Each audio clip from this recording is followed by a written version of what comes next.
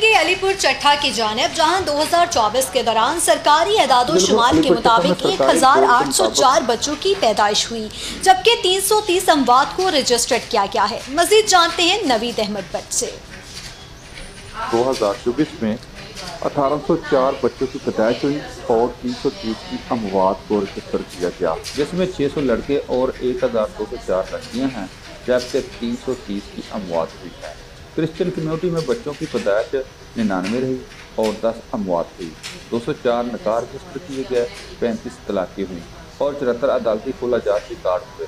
इसी साल ही बल्दिया ने 123 नक्शेजात को पास किया और टारगेट को पूरा करते हुए 80 लाख रुपये रेवेन्यू इकट्ठा किया गया।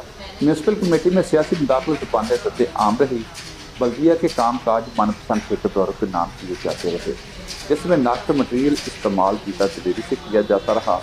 सीवरेज ढक्कन पुलिया आए रोज टूट-फूट का शिकार होकर बल्दिया की नाअहली का सबूत पेश करती रही, जबकि म्यूनसिपल कमेटी में करप्शन का एजेंट सर चढ़कर बोलता रहा। कैमरामैन उवैस नवीद के साथ नवीद भट्ट, 7 न्यूज़, अलीपुर चट्ठा।